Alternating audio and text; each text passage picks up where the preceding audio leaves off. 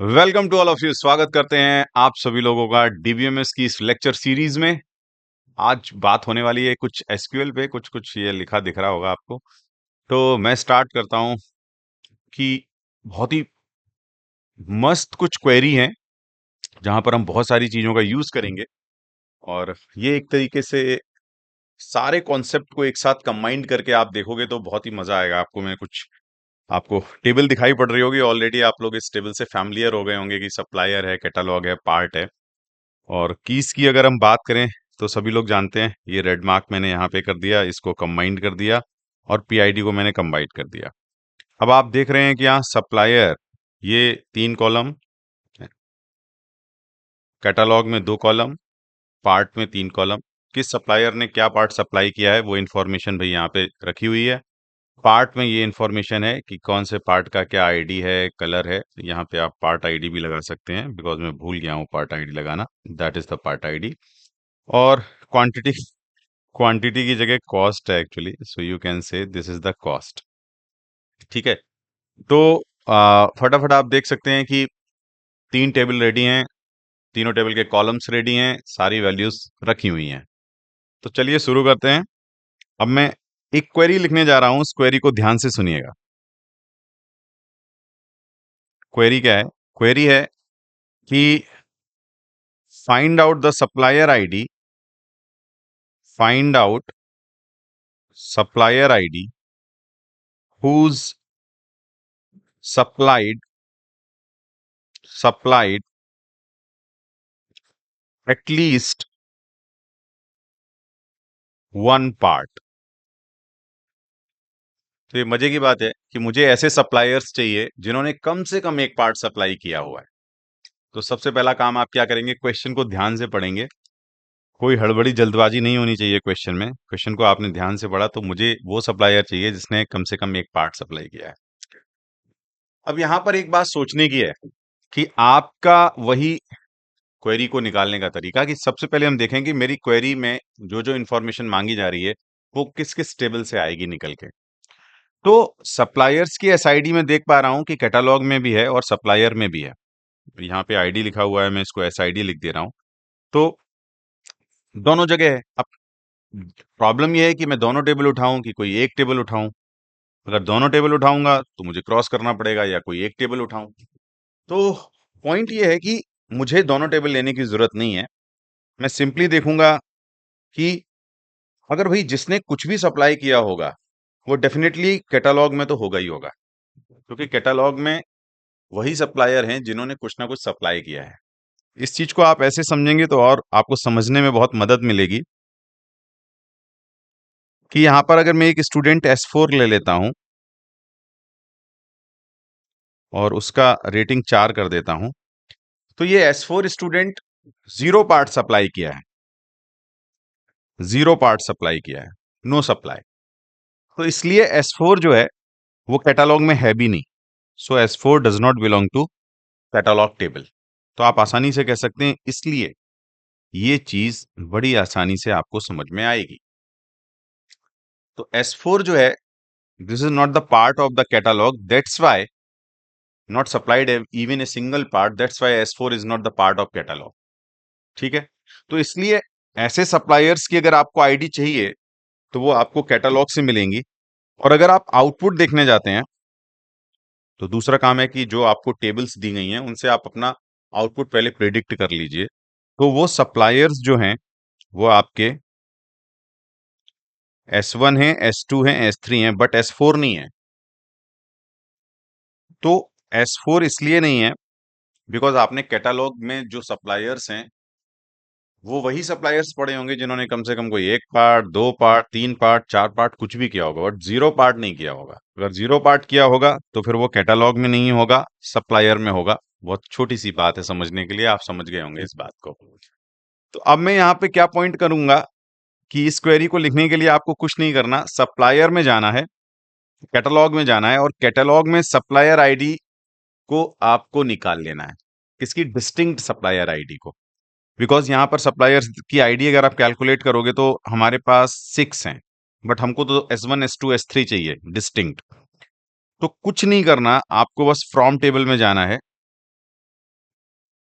और from table से आप सेलेक्ट करोगे क्या, डिस्टिंक्ट एसआईडी। और फ्रॉम टेबल क्या, फ्रॉम टेबल पूछ रही है भैया कहां से, तो आप कहोगे कैटालॉग से। तो लो, हो गया काम आपका। अब आप यहां से डिस्टिंक्ट एसआईडी उठाओगे तो ये distinct SID S1 S2 S3 हो गया। तो ये डिस्टिंक्ट एसआईडी आपकी प्रोजेक्ट होके आ गई S1 S2 S3। That is the beauty. तो ये क्वेश्चन देखने में तो बड़ा अजीबोगरीब क्वेश्चन लगेगा आपको, आपको लगेगा कि अरे इसमें बहुत दिमाग लगाना पड़ेगा, कौन कौन सी टेबल लेनी है। कुछ नहीं है, क्योंकि मैं जानता हूं कि जो स्टूडेंट जिन्होंने कुछ भी सप्लाई किया होगा वो कैटलॉग में होंगी उनकी आईडीज, तो मैं उनकी बस आईडीज को अगर निकाल लेता हूं मेरा क्वेश्चन पूरा हो जाता है। और मैं डिस्टिंक्ट एसआईडीज निकालूंगा तो इसलिए डिस्टिंक्ट कीवर्ड का यूज करूंगा। तो आई होप ये चीज आपको क्लियर हुई होगी कि यहां पे अब अगर मैं ये बोलूं कि एक क्वेरी देता हूं मैं आपको और मैं ये बोलूं इसी क्वेरी को मैं लिटिल बिट चेंज करता हूं, ठीक है। क्या चेंज करूंगा मैं इस क्वेरी को, ध्यान से देखिएगा। क्वेरी ये है, find out the supplier ID, find out supplier ID, supplier SID who supplied at least two part, who supplied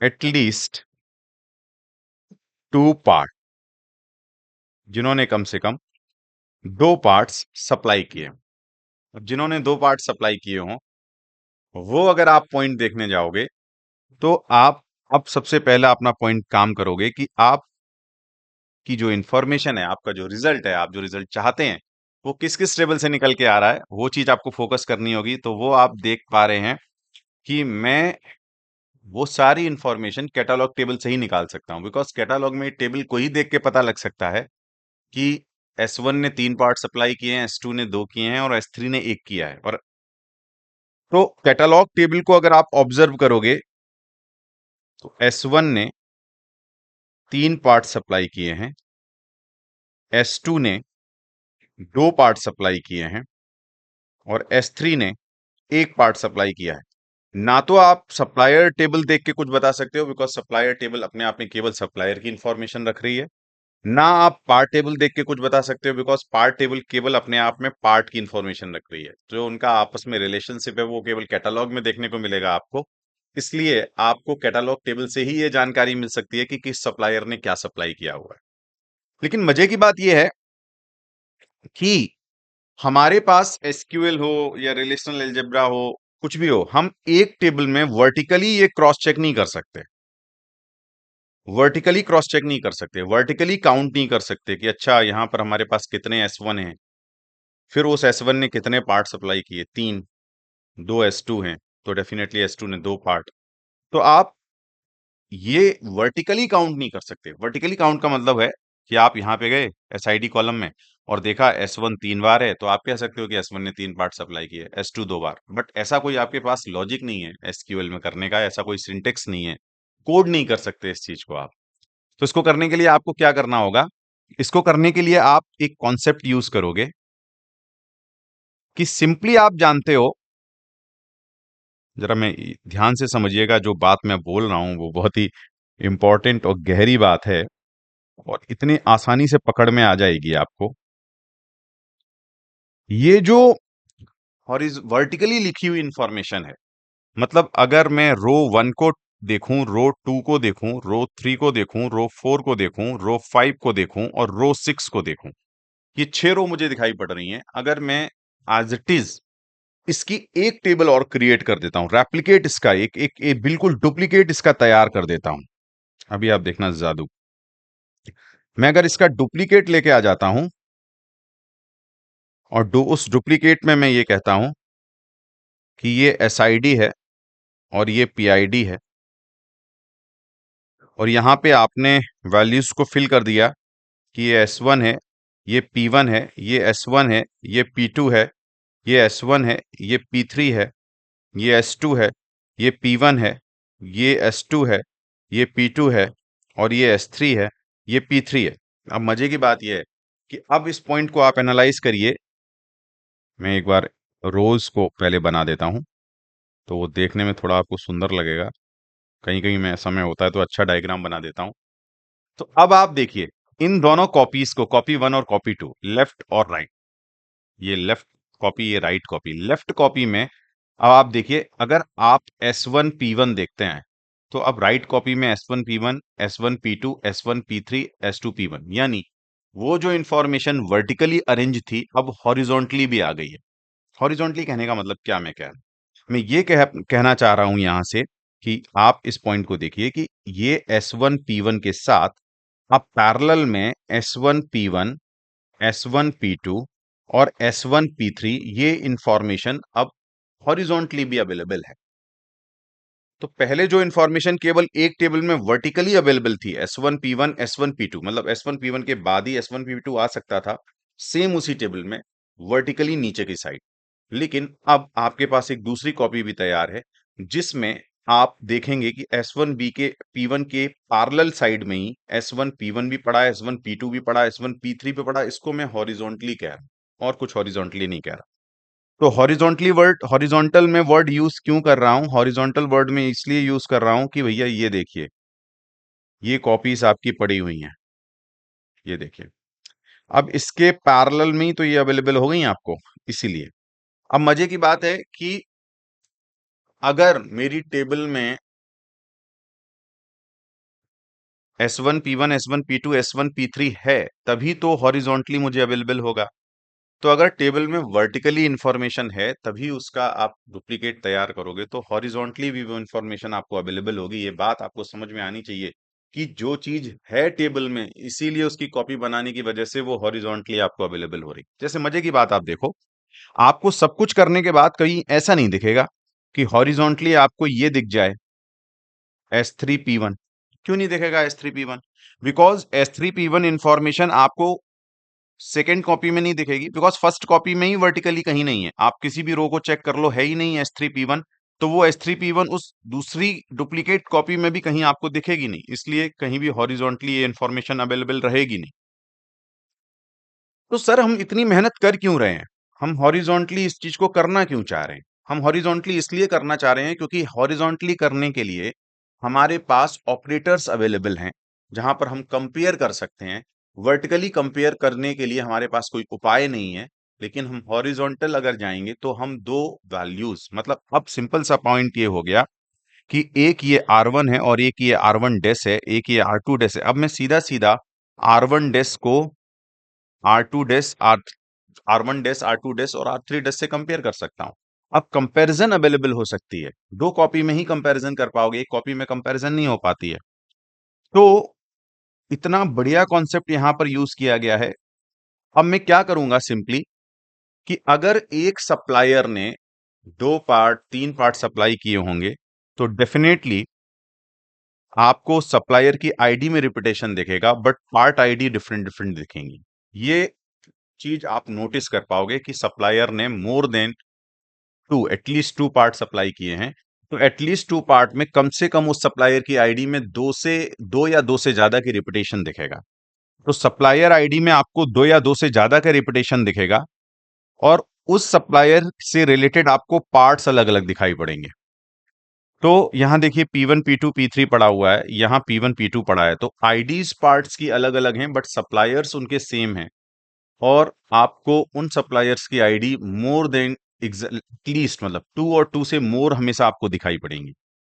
इस चीज का, इस लॉजिक का फायदा आपको इस कॉपी में देखने को मिलेगा, कि जब इस कॉपी में आप इस पहले वाले टपल को इस पूरी टेबल में कंपेयर करेंगे, तो जहां जहां इस टेबल की एसआईडी, इस टेबल की यानी राइट टेबल की एसआईडी, इसको नाम भी दे देते हैं बड़ा अच्छा सा। इस टेबल को मैं बोल देता हूं C1 और इस टेबल को बोल देता हूं मैं C2। तो C1 टेबल का जो एसआईडी है C2 टेबल के एसआईडी से अगर मैच कर रहा है, तो इसका मतलब है कि सप्लायर एक है। बट अगर पार्ट आईडी डिफरेंट डिफरेंट हो रही है, तो इसका मतलब कि उस सप्लायर ने पार्ट अलग अलग सप्लाई किए हुए हैं। इसका मतलब एटलीस्ट टू की कंडीशन सेटिस्फाई हो रही है। क्यों? क्योंकि ये इन्फॉर्मेशन आपको तभी मिल पाएगी जब उसने दो डिफरेंट पार्ट सप्लाई किए होंगे। ये इन्फॉर्मेशन आपको S3 के लिए नहीं मिल पाएगी, ये इन्फॉर्मेशन आपको S1 और S2 के लिए मिल पाएगी। पॉइंट को समझिएगा। क्योंकि S1 और S2 में ये जानकारी और ये इंफॉर्मेशन है कि S1 ने मोर देन 2 पार्ट सप्लाई किए हैं, इसलिए उनके पार्ट आईडी अलग-अलग हैं, यहाँ भी पार्ट आईडी अलग है। बट S3 को देखोगे तो S3 का आप एक ही बार रिपीटेशन S3 की एंट्री एक ही बार देख रहे हैं, तो S3 से रिलेटेड आपको आईडीज तो सेम मिलेंगी, बट पार्ट आईडी आपको अलग-अलग नहीं मिलेंगी, क्योंकि उसने 2 पार्ट डिफरेंट सप्लाई किए ही नहीं है। इसको ऐसे समझिएगा। तो अब मैं कराने वाला हूं इनको क्रॉस। क्रॉस से आपको एग्जैक्ट आइडिया लग जाएगा। S1 P1 जाएगा अपनी 3 वैल्यूज के साथ। सारे लोग क्रॉस के बारे में एकदम फटाफट अवेयर होंगे, दिमाग लगाने की जरूरत नहीं है, क्रॉस सभी को बहुत अच्छी तरीके से आ चुका है। बिल्कुल कॉन्फिडेंस बना के रखेंगे कि भैया आप बस शांति से सुनते रहिएगा। शांति से सुनेंगे तो आपको कॉन्सेप्ट एकदम क्लियर होगा। अब मजे की बात है कि हमारा जो एक लेफ्ट है उसको मैंने C1 नाम दिया, और जो राइट है उसको मैंने C2 नाम दिया। यहां से भी हमको जो कॉलम SID मिला, और यहां से भी कॉलम हमको SID मिला, यहां से हमको कॉलम पार्ट आईडी मिला, और यहां से कॉलम हमको पार्ट आईडी मिला। अब मैं पहले ही बस S1 के रिलेटेड करके आपको दिखाऊंगा, और वहां से आपको पहुंचा दूंगा नोट द पैटर्न पे। बस आप उसको रिपीट द पैटर्न कर दीजिए एंड सॉल्व द प्रॉब्लम। तो अब यहां पर अगर आप देखेंगे कि ये जानकारी इसीलिए आपको मिल पा रही है बिकॉज ऐसा टेबल में था। तो अब देखेंगे आप कि S1 P1 goes to S1 P1, S1 P2, S1 P3। तो पहला ये टपल जो है, इसका फर्स्ट टपल इनके एक्चुअली में सबसे कनेक्ट होगा। देखा जाए तो पूरे 6 के साथ जाएगा। ठीक है, तो S1 P1 and again S1 P1 and again S1 P1, और ये जाएगा आपके S2 P1, S2 P2 और S3 P3, है ना। ये तो क्रॉस का हमारा बेसिक नियम, क्रॉस प्रोडक्ट का सभी लोग जानते ही हैं कि क्रॉस प्रोडक्ट का बेसिक ये नियम होता है। अब मजे की बात है कि अब आप आईडीज को मैच करा लो। ये S1 आईडीज एक जैसी हैं, चूंकि पार्ट जो है P1 और P1 सेम मिल रहे हैं, तो इसका मतलब यहाँ से डिफरेंट, मतलब 2 पार्ट इसने इस चीज से केवल ये जानकारी मिल रही है कि S1 ने P1 सप्लाई किया है। तो ये हमारे काम का नहीं है, क्योंकि मुझे चाहिए कम से कम एटलीस्ट 2 पार्ट। यहां से आप देखो कि S1 मतलब सप्लायर एक ही है, बट मजे की बात है यहाँ पार्ट P1 मिल गया, यहाँ पार्ट P2 मिल गया। इसका मतलब इसने 2 पार्ट सप्लाई किए हैं मिनिमम, ज्यादा भी किए होंगे बट मुझे तो इंटरेस्ट 2 में है मिनिमम। तो इसने 2 पार्ट सप्लाई किए हैं, देन ओके, टिक आ गया ये भैया। अब टिक आ गया तो आप कहोगे कि सर यहाँ देखिए S1 और ये P1 आ रहा, P3 आ रहा, सर ऊपर P2 आ रहा था, P3। अरे कुछ भी हो, एटलीस्ट 2 की रिक्वायरमेंट P1 P2 भी सेटिस्फाई कर रहा है, एटलीस्ट 2 की रिक्वायरमेंट P1 P3 भी सेटिस्फाई कर रहा है। मुझे तो एटलीस्ट 2 चाहिए, उससे ज्यादा कितने भी हों सबका वेलकम है। तो आप अगर देखेंगे कि S1 P1 S1 P3 में आईडी एक जैसी है, पार्ट अलग अलग हैं, तो आप इसको भी सेलेक्ट कर लेंगे और कहेंगे आपका भी स्वागत है। हाँ, अब लेकिन यहाँ पे तो आईडी डिफर कर गई, सप्लायर ही एक जैसे नहीं है तो पार्ट क्या कंपेयर करोगे। यहाँ पे आईडी डिफर कर गई, सप्लायर एक जैसे नहीं है तो पार्टी क्या कंपेयर। यहाँ भी सप्लायर अलग अलग हैं।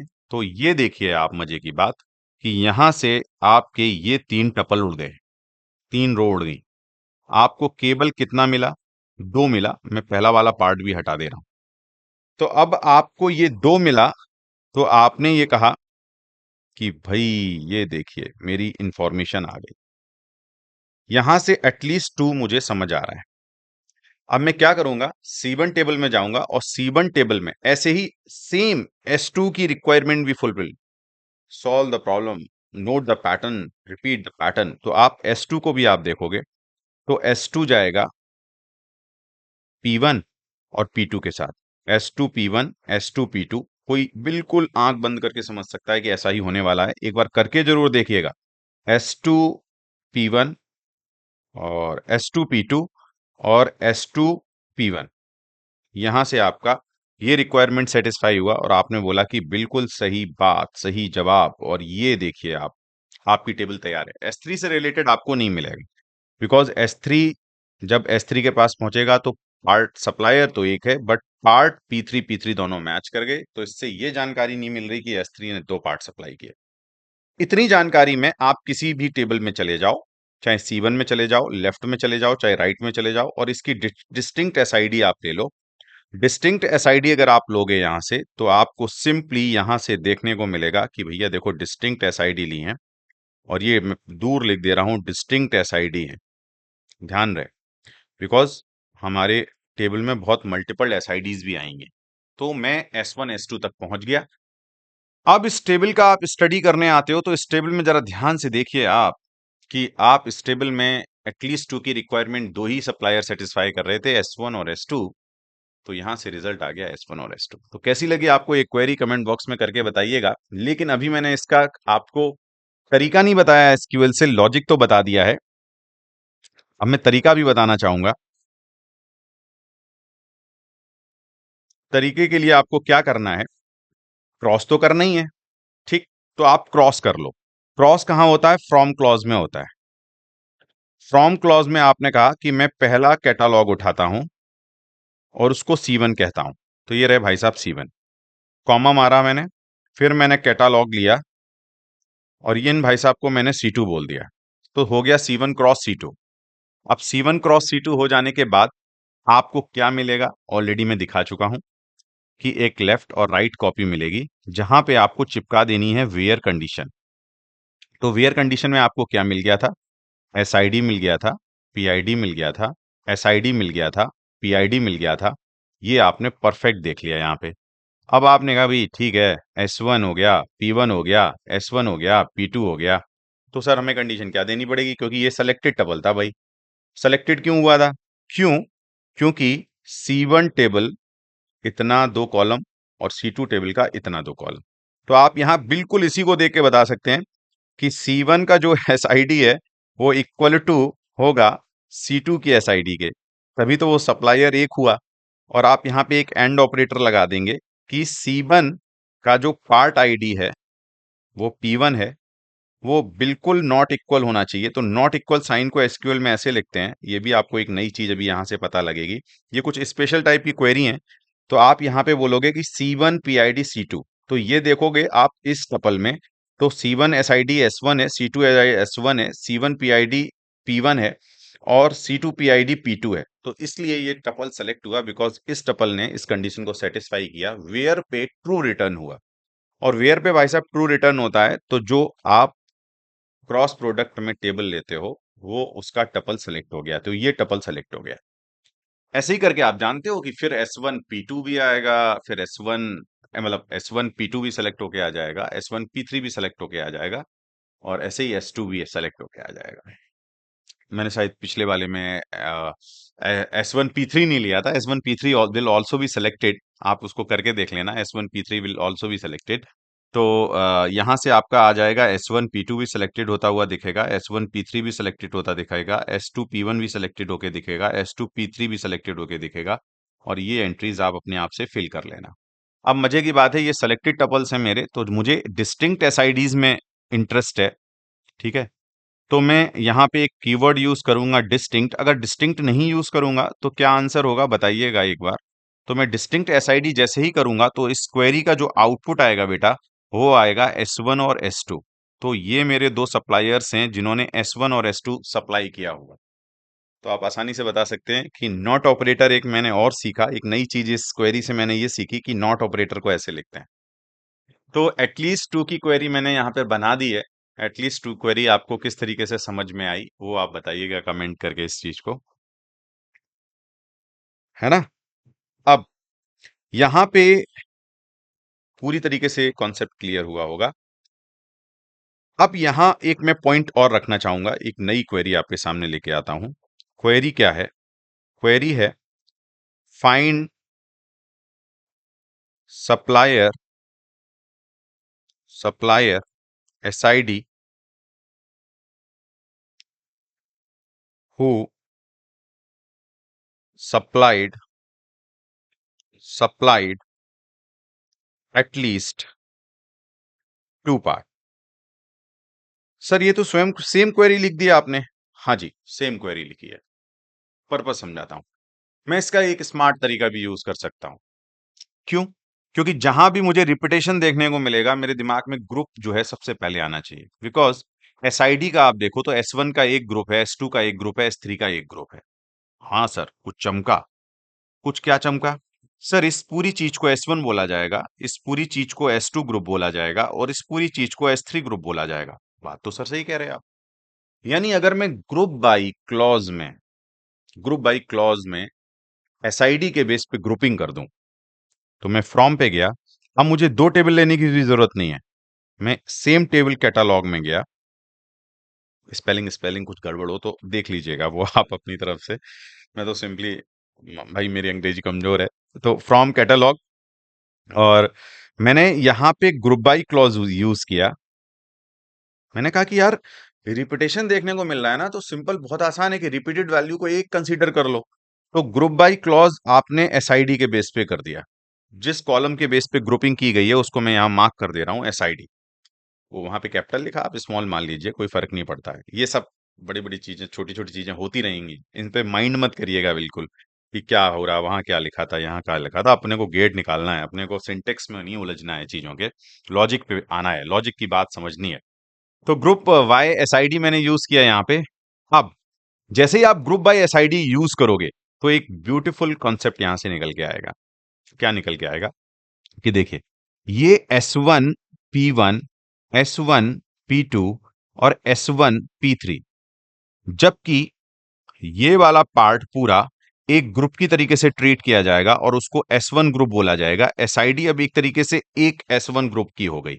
लेकिन पार्ट में अगर आप उसी एसआईडी के चेक करने जाओगे तो आपको तीन वैल्यूज दिखाई पड़ेंगी, P1 P2 P3। मजे की बात यह कि जो ग्रुप S1 है, जो ग्रुप 1S1 है, उसके तीन पार्ट आपको देखने को मिल रहे हैं। मतलब अब मैं केवल ऐसे ग्रुप का सिलेक्शन, सेम चीज आप क्या करोगे कि अगर इनके पार्ट काउंट करोगे, if you count the part of S1 definitely it is 3। तो वही हो गया, यहां पे ये 3 निकल के आया। सेम चीज S2 के लिए आप कैलकुलेट करोगे, then S2 it gives ID P1 and P2 and definitely it is 2, and when you calculate for the S3, this is only S3 and you just आपको एक ही मिलेगा। तो आप कह सकते हो कि सर यहां पे जिस ग्रुप में जो पार्ट आईडी हैं, डिस्टिंक्ट पार्ट आईडी हैं, अगर वो डिस्टिंक्ट पार्ट आईडी आपकी ग्रेटर देन इक्वल टू 2 को सेटिस्फाई, क्योंकि एटलीस्ट 2 क्या होता है, एटलीस्ट 2 होता है आपका ग्रेटर देन इक्वल टू 2। तो ये तीन जो है वो ग्रेटर देन इक्वल टू 2 है, that's why this group will be selected. This also satisfy this condition. That's why this group also will be selected. But this is not satisfied the condition. This group will be rejected. और आपका काम हो गया बहुत आसान। बात यहाँ पे ग्रुप के सिलेक्शन और रिजेक्शन की चल रही है, ठीक है। तो मैं यहाँ पे हैविंग क्लॉज को याद करूंगा। हैविंग क्लॉज बोलेगी जो हुक्म मेरे आका। तो हैविंग क्लॉज को मैं बोलूंगा कि देखो ऐसा करो कि हैविंग क्लॉज को कि जिसका भी काउंट, जिसके भी डिस्टिंक्ट डिस्टिंक्ट एसआईडी का काउंट, डिस्टिंक्ट पीआईडी का count greater than equal to 2 निकल के आ जाए, उसको भैया सेलेक्ट कर लेना, ठीक। तो यहां पे मैंने डिस्टिंक्ट पीआईडी कैलकुलेट किया, तो यहां पे डिस्टिंक्ट पीआईडी 2 निकला, यहां 3 निकला। तो 3 ग्रेटर देन इक्वल टू 2 है, 2 ग्रेटर देन इक्वल टू 2 है, but 1 not equal to greater than 2 है। तो डेफिनेटली S3 उसको ग्रुप रिजेक्ट हो जाएगा। तो कौन सेलेक्ट हुआ ग्रुप? चूंकि आप जानते हैं कि सेलेक्ट क्लॉज में आप उसी को दे सकते हैं जिसके बेस पे ग्रुपिंग की गई है, तो आप उस एसआईडी को आप सेलेक्ट कर लें। तो जैसे ही उस एसआईडी को सेलेक्ट करेंगे तो आउटपुट आपका आ जाएगा बेटा S1 और S2, और ये आउटपुट फटाफट फर्स्ट क्लास निकल के आएगा। अभी मैं इसको बिल्कुल चला के इस क्वेरी को दौड़ा के आपको दिखाऊंगा एसक्यूएल सर्वर पे, और तब आपको इसका प्रूफ पता लग जाएगा। लॉजिकल लॉजिकल यानी लॉजिक से तो आप समझ ही गए होंगे, लेकिन एक बार प्रैक्टिकल का भी फील लेंगे तो आपको और मजा आएगा। तो बेसिकली यहां से एकदम दूध का दूध पानी का पानी हो गया कि किस तरीके से हमने उन आईडीज को सेलेक्ट किया है, उन एसआईडी सप्लायर्स को सेलेक्ट किया, उनके काउंट के बेस पे सेलेक्ट किया कि उन्होंने कितने पार्ट सेलेक्ट सप्लाई किए थे। उन पार्ट्स को मैंने काउंट कर लिया। तो बेसिकली मैंने उन पार्ट्स को यहाँ काउंट करा, यहाँ काउंट करा, उन काउंट करा with the base of part ID. तो पार्ट आईडी से ही तो पता लगेगा कि उसने कितने पार्ट सप्लाई किए हैं। तो मैंने आपको यहाँ पे ये चीज सेलेक्ट कर ली। इवन आप अभी देखेंगे, अभी इसके वेरिएशन देखेंगे कि क्या यहाँ पे कुछ और भी दे सकते थे। आप कमेंट करके कमेंट बॉक्स में बताइए कि डिस्टिंक्ट पीआईडी की जगह हम क्या क्या और ऑप्शंस दे सकते थे। मैं आपके लिए इस ऑप्शन को खुला छोड़ता हूं यहाँ पे। थोड़ा अपना दिमाग दौड़ाइएगा कि डिस्टिंक्ट पीआईडी की जगह हम कौन कौन से ऑप्शन और दे सकते हैं जिससे ये क्वेरी प्रॉपर रन करेगी और सही आउटपुट प्रोड्यूस करेगी। तो आई होप ये चीज आपको पूरी तरीके से क्लियर हुई होगी कि हमने इस लॉजिक को एक दूसरी क्वेरी से भी, एक दूसरे तरीके के प्रोग्राम, एसक्यूएल प्रोग्राम से भी सॉल्व कर लिया है। तो यहां पे हमें एक चीज और पता लगी कि हैविंग क्लॉज का भी इंप्लीमेंटेशन पता लग गया, और हैविंग क्लॉज को भी मैं इंप्लीमेंट करके आपको दिखाऊंगा। तो आई होप ये चीज आपको पूरी तरीके से क्लियर हुई होगी। बढ़िया। अब समझिएगा क्या है कि अब मैं जो क्वेरी लिखने वाला हूं वो क्वेरी जरा ध्यान से देखिए। वो क्वेरी है कि find out the supplier ID, find out supplier ID who supplies, who supplied at least 3 parts. अब इसको भी करने के कई तरीके हो सकते हैं। एक तो वही पहला वाला तरीका कि 3 टेबल का क्रॉस कर दें और फिर उनकी कंडीशंस चेक कर लें। तो उस तरीके से भी आप एक बार ट्राई करिएगा कि आप बना पाते हैं उसको एसक्यूएल पे।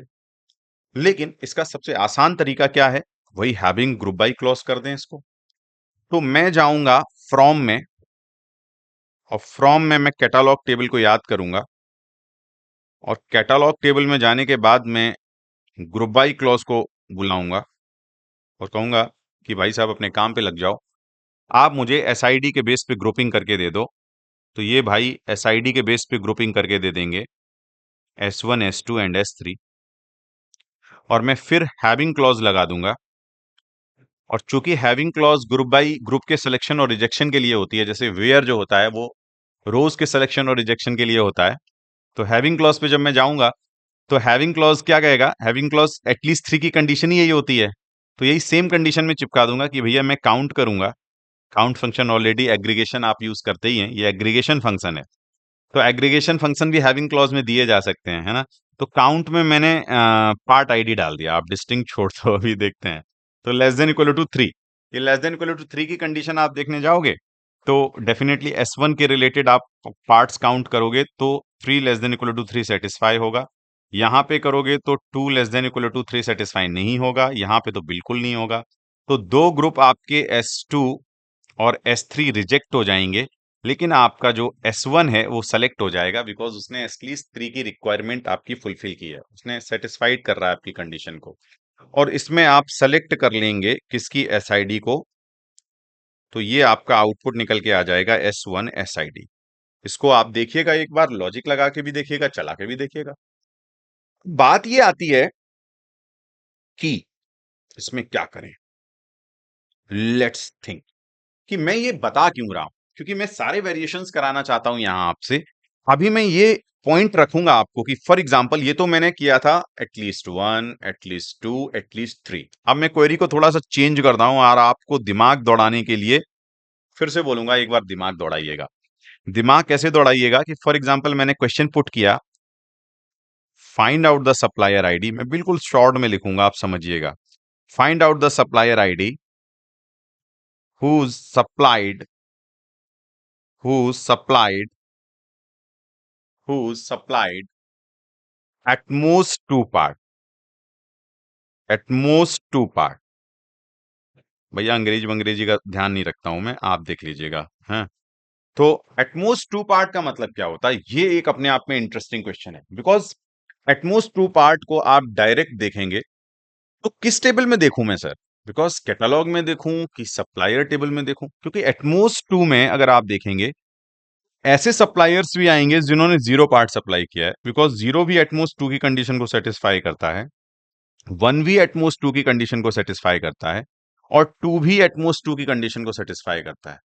तो आप कहेंगे कि वो ऐसे सारे सप्लायर्स जो कुछ भी नहीं सप्लाई किए हैं वो भी मेरे रिजल्ट का हिस्सा बनेंगे, और जिन्होंने केवल 1 पार्ट सप्लाई किया है वो भी मेरे रिजल्ट का हिस्सा बनेंगे, और जिन्होंने 2 पार्ट भी सप्लाई किए वो भी मेरे रिजल्ट का हिस्सा बनेंगे, क्योंकि मैं बात कर रहा हूं एटमोस्ट 2 की।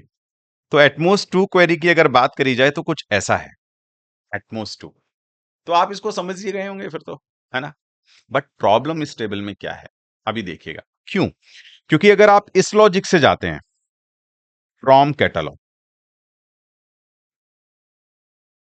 और यहां पे आप ग्रुप बाय लगाते हैं, सबसे पहला आपका दिमाग यही दौड़ेगा, ठीक है? और एसआईडी के बीच पे, और फिर आप उसमें हैविंग एक चिपका देते हैं, और हैविंग भाई साहब से कहते हैं मुझे काउंट जो है ना किसका? पार्ट आईडी का लेस देन इक्वल टू 2 चाहिए। लेकिन उसमें एक फ्लॉ है। क्या फ्लॉ है? कि समझने वाले समझ गए होंगे। आप पहले एक वीडियो को पॉज कर दीजिएगा और अपनी तरफ से सोचिएगा कि इसमें फ्लॉ क्या है इस लॉजिक में। और अगर फ्लॉ समझ में पकड़ में आ जाए तो एक बार आप जरूर कमेंट पे जाके बताइएगा फ्लॉ क्या है। फ्लॉ ये है कि मैं इस कैटालॉग टेबल को ही पकड़ रहा हूं, तो डेफिनेटली जब मैं S1 की ग्रुपिंग करूंगा और जब मैं S2 की ग्रुपिंग करूंगा और जब मैं S3 की ग्रुपिंग करूंगा, तो S1 से रिलेटेड मुझे 3 पार्ट्स मिले थे जो लेस देन इक्वल टू 2 की कंडीशन को सेटिस्फाई नहीं कर रहे हैं। S2 में 2 पार्ट्स मिले जो लेस देन इक्वल टू 2 की कंडीशन को सेटिस्फाई कर रहे। S3 में भी मुझे एक पार्ट मिला जो लेस देन इक्वल टू 2 की कंडीशन को सेटिस्फाई कर रहा था। सही बात है, बट यहां पे प्रॉब्लम यह है कि मुझे S4 नहीं मिला। बिकॉज S4 भी मेरे रिजल्ट का हिस्सा होगा, बिकॉज उसने 0 पार्ट सप्लाई किया है। 0 is also less than equal to 2। तो 0 is also less than equal to 2, तो डेफिनेटली आप कहेंगे कि ये बात तो बिल्कुल सही बात है, ये तो गड़बड़ हो गई हमसे। तो ये वाली क्वेरी तो यहां काम ना करनी, तो इनको तो भगा दो सबसे पहले, बिकॉज इसमें वो सप्लायर्स नहीं आएंगे जिन्होंने कुछ भी सप्लाई नहीं किया है। तो ये तो भैया प्रॉब्लम वाली बात है। तो अब आपको बुद्धि क्या लगानी है? बुद्धि आपको सिंपल लगानी है कि आप क्या करें। आप एक काम करें कि आप एटमोस्ट 2 पार्ट की रिक्वायरमेंट को समझें। एटमोस्ट 2 पार्ट में आपको अगर मैं ये कहूं कि एक सेट सोचो, आप मैथमेटिक्स के हिसाब से चलो कि मैथमेटिक्स में आप सारे नेचुरल नंबर इंक्लूड सारे इंटीज पॉजिटिव इंटीजर्स ले लो including 0, 0, 1, 2, 3, 4 dot dot dot infinite. आप इसमें से माइनस कर दो। क्या आप 3, 4, 5, 6 डॉट डॉट डॉट इनफाइनाइट। ये सर करा क्या रहे, समझ नहीं आ रहा है। अभी समझ आएगा। 3 से 3 उड़ा, 4 से 4 उड़ा, 5 से 5 उड़ा, बाकी सारा ये पार्ट यहां से सारे पार्ट से उड़ जाएगा। तो कितना बचेगा? 0, 1, 2 बचेगा। हो गई बात सही। सर ये जानकारी कौन देगा? ये जानकारी सप्लायर टेबल की एसआईडी से मिलेगी आपको, क्योंकि सप्लायर टेबल की एसआईडी में वो सारे सप्लायर्स होंगे जिन्होंने 0, 1, 2, 3, 4, 5, 6, 7 जो नंबर भी सप्लाई किए होंगे। तो आप कह सकते हो कि सर ये बात तो सही है, क्योंकि अगर आप इसके हिसाब से देखोगे तो ठीक है, ये बड़ा नंबर है, ये यहाँ पे आपको नहीं दिखेगा। लेकिन अगर आप सिंपल सी बात करो, इसी टेबल की बात करो, तो इस टेबल में मैं इस टेबल के हिसाब से अगर इस टेबल का सप्लायर एसआईडी यही ले लेता हूं तो S1, S2, S3 निकलेगा। तो S1 भी निकलेगा, S2 भी निकलेगा, S3 भी निकलेगा, और मान लेता हूं कि S4 हैं हमारे आशीष, और जिन्होंने कुछ भी सप्लाई नहीं किया, तो S4 भी हमारी टेबल में एसआईडीज में आएगा। और मैं माइनस कर दूंगा ऐसे सप्लायर्स को जिन्होंने एटलीस्ट 3। क्यों? क्योंकि एटलीस्ट 3 में केवल S1 आ रहा है। तो आपने क्या किया कि ऐसे सप्लायर्स जिन्होंने कुछ भी सप्लाई किया हो चाहे ना किया हो, सारे सप्लायर्स, आपने ऑल सप्लायर्स एसआईडी निकाल ली। ऑल सप्लायर्स एसआईडी, और सप्लायर्स एसआईडी, और आपने उसको माइनस कर दिया एटलीस्ट 3 से। एटलीस्ट सप्लाइड 3 पार्ट्स, बस। तो यहां से ऑल सप्लायर्स में आ गया S1, S2, S3, S4, और यहां से आ गया आपका S1 ओनली। देन डेफिनेटली आप देखेंगे S1 से S1 कट गया, and the net result is S2, S3 and S4, and you can say yes this is my result, because ये मेरी एटमोस्ट 2 को सेटिस्फाई कर रहे हैं। बिकॉज क्यों? क्योंकि S4 ने जो है वो 0, S3 ने जो है 1, S2 ने जो है 2, so it satisfy the at most 2 less than equal to 2 condition. तो यस। अब इस क्वेरी को हम लिखें कैसे? क्योंकि ये तो लॉजिक हो गया, लॉजिक को हमको सिंटेक्स में लिखना भी है। अगर लॉजिक को हमको सिंटेक्स में लिखना है तो हम लिखें कैसे, तो वो भी बताता हूं आपको। क्योंकि ऑल सप्लायर एसआईडीज लिखना आपको आता है, बहुत ही आसान काम है। क्यों? क्योंकि आप फ्रॉम में जाओ और फ्रॉम में कैटालॉग करो, सप्लायर करो, फ्रॉम में सप्लायर करो, सप्लायर करो, और यहां सेलेक्ट में एसआईडी सेलेक्ट कर लो। चूंकि प्राइमरी की है तो डिस्टिंक्ट लगाने का मतलब नहीं बनेगा आपको। तो आपका आउटपुट जो निकलेगा वो बच्चा निकलेगा आपका output S1, S2, S3, S4, ये आउटपुट निकलेगा। अब फिर आप इस चीज को माइनस कर दो एटलीस्ट 3। एटलीस्ट 3 की क्वेरी भी आप जानते हो। आप फ्रॉम में जाओ, क्योंकि आपको कैटालॉग में जाना पड़ेगा, तो आप कैटालॉग में जाओ और यहां पे आप ग्रुप बाई का यूज करेंगे, बिकॉज वही ज्यादा फिजिबल क्वेरी है। ग्रुप बाई में आप काउंट में गए और काउंट में आपने पार्ट आईडी को सेलेक्ट किया और आपने कहा कि एटलीस्ट 3 वाले पार्ट जो है मैं निकाल देता हूं। तो एटलीस्ट 3 आपने, और having clause, sorry, group by में कंडीशन लगा दे रहा हूं, तो ग्रुप बाई में कंडीशन नहीं, ग्रुप बाई में केवल एसआईडी रहेगा। तो ग्रुप बाई आपने एसआईडी के बेस पे कर दिया और आपने हैविंग ले लिया, और हैविंग में जाके आपने काउंट कर ली क्या डिस जो भी पार्ट थे वो अगर आपके ग्रेटर देन इक्वल टू 3 हैं एसआईडी के पार्ट्स, तो आप ऐसे एसआईडीज को डिस्टिंक्ट सेलेक्ट कर लेंगे। बस इतना करने के बाद आप इन क्वेरीज को चला के देख लीजिए, आउटपुट निकल के आ जाएगा। तो एटलीस्ट 3, चूंकि इसको माइनस अगर आप नहीं करना चाहते हैं तो ना करें माइनस, बिकॉज माइनस तो लगेगा नहीं डायरेक्ट, क्योंकि एसक्यूएल माइनस नहीं देता। बट अगर आप माइनस नहीं करना चाहते हैं then you easily can see you use not in operator, actually not in operator, not in. अब इसको मैं थोड़ा सा अलग से आपको एक्सप्लेन करूंगा जब मैं इसको प्रैक्टिकली डिमॉन्स्ट्रेट करूंगा कि नॉट इन ऑपरेटर का मतलब क्या है। तो यहां पे एक आप वेयर क्लॉज और लगा दीजिएगा, या तो आप माइनस कीवर्ड यूज कर लीजिएगा, वो भी चल जाएगा। अदरवाइज आप वेयर आइए और वेयर के अंदर आप ये पूरी क्वेरी डाल दीजिए। और वेयर में क्या ठोक दीजिए आप, वेयर में ठोक दीजिए आप कि जो एसआईडी नॉट इन है, नॉट इन है। हो गया काम आपका। क्यों? क्योंकि इस सेट से जो आउटपुट निकलेगा वो आउटपुट निकलेगा केवल आपका S1। और यहां से आप देखेंगे कि जब आप S1 को S1 करेंगे तो S1 is not in S1, condition is false, so it will be rejected. S2 not in S1, yes, satisfy the condition, because S2 not in का मतलब S2 is not S1, ये कह रहा है कि S2 S1 नहीं है। हाँ भाई सही बात है। S3 भी S1 नहीं है, सही बात है। S4 भी S1 नहीं है, सही बात है। देन यू कैन सेलेक्ट कि हाँ ये SID S1 रिजेक्ट होने के बाद आपको जो SIDs मिलेंगी वो मिलेंगी SID नॉट इन। तो आपका जो आउटपुट होगा वो एग्जैक्टली आप ऐसे प्रिडिक्ट कर सकते हो।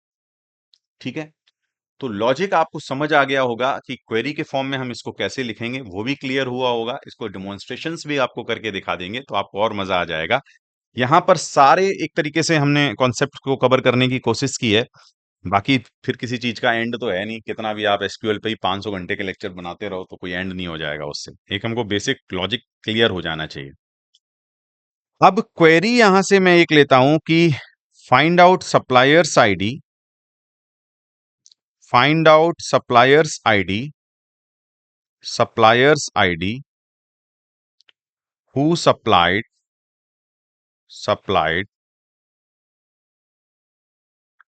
exactly two parts, exactly two parts।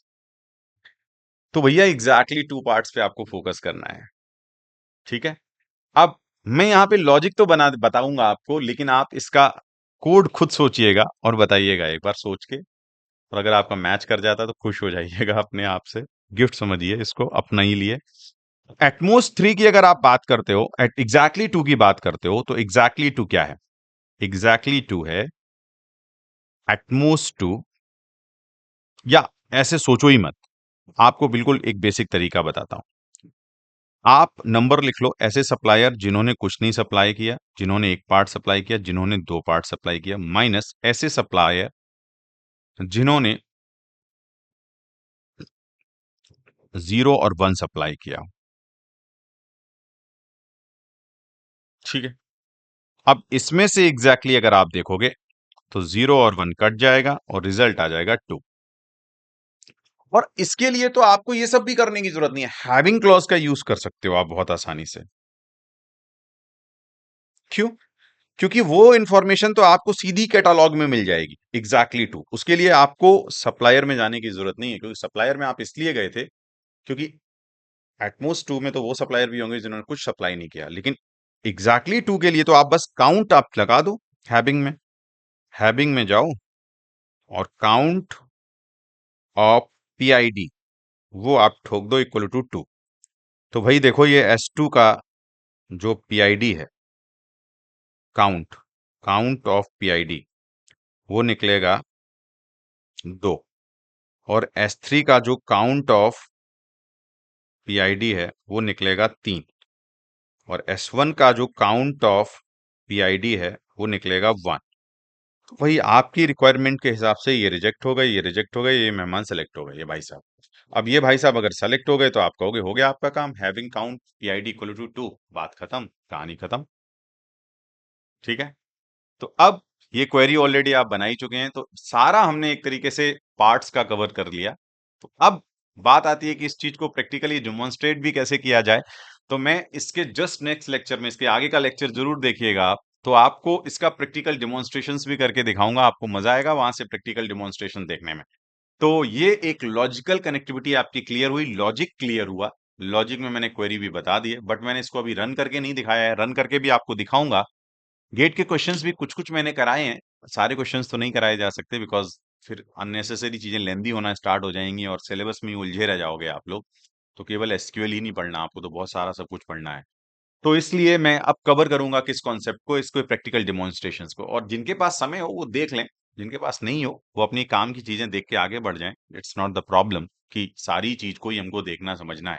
अगर आपको समय लग रहा है, बच रहा है आपके पास आपकी मैंडेटरी चीज़ों को करने के बाद आपके सिलेबस में, तो आप देख लें एडिशनल चीज़ों को, लेकिन सारी चीज़ों में ना फँसें जब तक आपके सिलेबस का कंप्लीशन नहीं होता है। सिलेबस कंप्लीशन का ध्यान ज़रूर रखें अपनी चीज़ों में, बिकॉज़ वो सबसे मैंडेटरी पिलर है आपकी तैयारी का। तो syllabus completion is the most important pillar.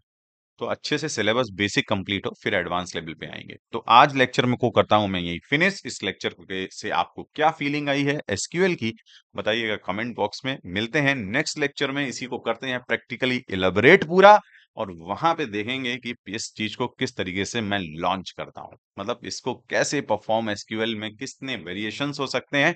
Practical demonstrations को आप एक बार देख लीजिए, मजा आ जाएगा, आपको फीलिंग आ जाएगी। तो अब नेक्स्ट लेक्चर का करिए इंतजार, मैं इसको करता हूँ यहीं पे क्लोज। तब तक के लिए thank you so much, bye bye.